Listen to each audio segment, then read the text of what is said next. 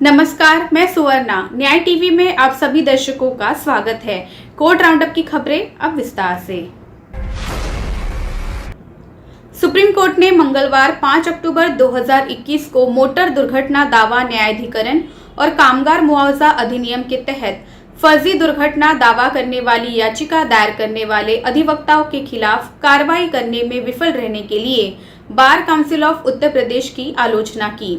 Justice MR. Shah और AS. Bopanna की पीठ ने आदेश में कहा, ये बहुत दुर्भाग्यपूर्ण है कि इस तरह के एक गंभीर मामले में जहां आरोप फर्जी दावा याचिका दायर करने के हैं, जिसमें अधिवक्ताओं के भी शामिल होने का आरोप है, बार काउंसिल ऑफ यूपी उनके वकील को निर्देश नहीं दे रहा है। ये दिखाता है कि बार काउंसिल ऑफ यूपी और वरिष्ठ वकील और बार काउंसिल ऑफ इंडिया के अध्यक्ष मनन कुमार मिश्रा की ओर से इस पर गौर करने के लिए उदासीनता और असंवेदनशीलता है।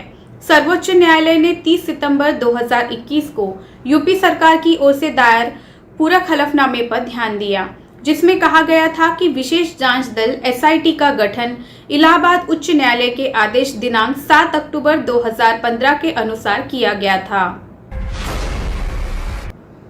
सुप्रीम कोर्ट के जज जस्टिस रविंद्र भट्ट ने कहा, जब मैंने अपना लॉ करियर शुरू किया तो मैंने नहीं सोचा था कि मैं वहां पहुंच पाऊंगा जहां मैं आज हूं।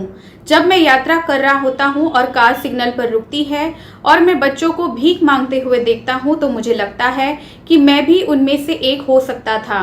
यही वो भावना है जिसे हमें खत्म करना है, समावेश की भावना लाना है। उन्होंने कहा, चाइल्ड केयर इंस्टीट्यूशंस में सभी बच्चे अपने कारणों से नहीं हैं। प्रतिष्ठित तिरुपति मंदिर में अनुष्ठानों में अनियमितताओं का आरोप लगाते हुए एक भक्त की विशेष अनुमति याचिका के जवाब में तिरुमाला तिरुपति देवस्थानम ने सुप्रीम कोर्ट को बताया है कि परम पावन पेद्दा जियंगर स्वामी की देखरेख में और चिन्ने जियंगर वैखानस आगम के अनुसार अचर द्वारा भगवान वेंकटेश्वर की सेवा की जाती है। हलफनामे में कहा गया है, मंदिर में सेवा या उत्सव करने की व्यवस्था वैखानस आगम के अनुसार परम पावन श्री रामानुजाचार्य द्वारा 10वीं शताब्दी में शुरू की गई थी। सेवा या उत्सव अचरकों द्वारा किए जाते हैं जो वैखानस आगम में अच्छी तरह से वाकिफ हैं और परम पावन द्वारा सहायता या पर्यवेक्षण करते हैं। पेद्दा जियंगर स्वामी और चिन्ने जियंगर स्वामी जो परम पावन रामानुजाचार्य के वंशज हैं। सिंघू सीमा पर किसान विरोध स्थल पर एक दलित व्यक्ति की निर्मम हत्या की घटना के मद्देनजर सुप्रीम कोर्ट के समक्ष एक आवेदन दायर किया गया। इसमें उनकी रिट याचिका पर तत्काल सुनवाई की मांग की गई, जिसमें कृषि कानून के प्रदर्शनकारियों को हटाने की मांग की गई। स्वाति गोयल और संजीव नेवार द्वारा दायर याचिका में केंद्र द्वारा राज्यों और केंद्र शासित प्रदेशों को अपने राज्यों में सभी प्रकार के विरोध प्रदर्शन को रोकने और महामारी खत्म होने तक उन्हें अनुमति नहीं देने के लिए दिशा निर्देश जारी करने की भी मांग की गई।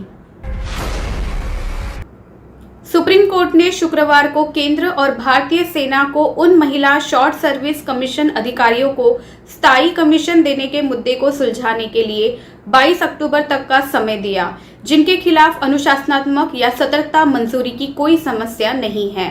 कोर्ट ने मामले को 22 अक्टूबर के लिए पोस्ट करते हुए केंद्र के लिए एएसजी संजय जैन और भारतीय सेना के लिए वरिष्ठ अधिवक्ता आर बालासुब्रमण्यम को मार्च के फैसले के मद्देनजर व्यक्तिगत मामलों को व्यक्तिगत रूप से देखने की आवश्यकता है कि महिला अधिकारी 60% अंकों की कट ऑफ और मेडिकल फिटनेस मानदंड को पूरा करने और सतर्कता और अनुशासनात्मक मंजूरी प्राप्त करने के बाद वे पीसी के हकदार होंगे।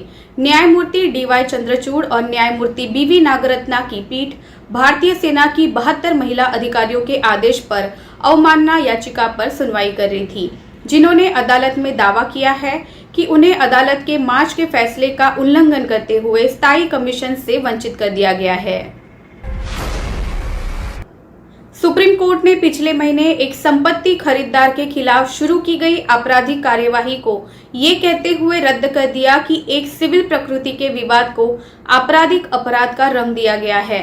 जस्टिस इंदिरा बनर्जी और जस्टिस जे.के. माहेश्वरी की पीठ ने आपराधिक कार्यवाही को रद्द करने की मांग वाली एक याचिका पर विचार करते हुए कहा कि हाईकोर्ट को इस बात की जांच करनी चाहिए कि शिकायत आपराधिक तत्व का खुलासा करती है या नहीं। ये आरोप की प्रकृति पर निर्भर करता है और क्या आपराधिक प्रकृति के अपराध के आवश्यक तत्व मौजूद है या नहीं। अदालत ने दोहराया, सीआरपीसी की धारा 482 को ये सुनिश्चित करने के उद्देश्य के लिए डिजाइन किया गया है कि आपराधिक कार्यवाही को उत्पीड़न के हथियार के रूप में इस्तेमाल करने की अनुमति नहीं है। आवेदन में कहा गया कि घटनाएं न तो सामान्य है और न ही स्वीकार्य है। एक विरोध जो अपने आप में अवैध है और साथ ही उसमें मानवीय विरोधी कृत्य भी हो रहे हैं, तो ऐसे विरोध प्रदर्शन को जारी नहीं रखा जा सकता। विरोध प्रदर्शन में उक्त मानवीय विरोधी कृत्यों में गणतंत्र दिवस पर ट्रैक्टर रैली, एक महिला के साथ बलात्कार सहित कई अप्रत्याशित और अस्वीकार्य चीजें देखी गई। इसके अलावा दशहरे पर लखबीर सिंह की हत्या का मामला भी है। फिलहाल बस इतना ही। अन्य खबरों के लिए जुड़े रहिए न्याय टीवी के साथ। नमस्कार।